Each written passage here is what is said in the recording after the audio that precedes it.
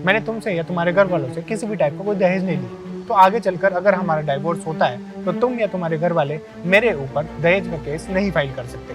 ये इस कॉन्ट्रैक्ट में लिखा है, इसको साइन कर दो। क्या शादी से पहले ऐसा कॉन्ट्रैक्ट कौन साइन करवाता है? देखो यार, मैंने ना लव मैरिज के ऐसे बहुत से केसेस देखे हैं जिसमें ना शादी के बाद कपल्स में बनती नहीं है, उनका डाइवोर्स हो जाता है।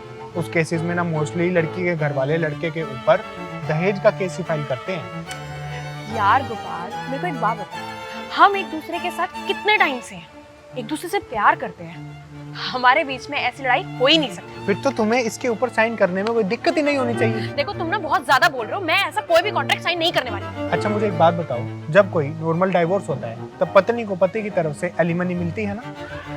हाँ। तो वैसे ही मेरे इस दूसरे कॉन्ट्रैक्ट में ये लिखा है कि शादी के बाद मैं एज इन घर जमाई तुम्हारे घर पर आऊंगा, जैसे एक नॉर्मल लड़की अपना घर छोड़ के लड़के के घर पे जाती है। अगर उस केस में हमारा किसी बात पर कोई डाइवोर्स होता है तो मुझे तुम्हारे और तुम्हारे पापा की 50% प्रॉपर्टी एज एन एलिमनी मिलेगी। गोपाल, तुम्हारा दिमाग ठिकाने पे है या नहीं है? तुम शादी कर रहे हो या बिजनेस? यार मुझे एक बात बताओ, जब चलते बिजनेस में कोई नया पार्टनर एंटर होना चाहता है तब वो उसकी ऑलरेडी लगी हुई कैपिटल में से जो भी उसका हिस्सा बनता है वो खरीदता है ना?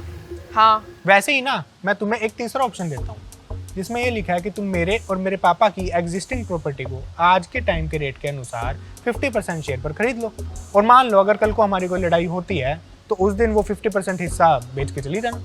यार देखो, मेरे दिमाग में ना कुछ भी नहीं घुस रहा है, क्या बकवास करे जा रहे हो? मुझे ना ऐसा लग रहा है कि तुम्हारे लिए ना ये शादी मजाक है। मजाक नहीं कर रहा हूँ यार, मेरे पापा ने खर्चा कर कर मुझे पाला पोसा पढ़ाया लिखाया, और नौकरी करने के बाद मैंने उस प्रॉपर्टी में कुछ ऐड ऑन किया, और शादी के बाद मेरी गलती की वजह से कोई लड़की उनकी प्रॉपर्टी 2 मिनट में ले जाएगी तो वो क्या करेंगे?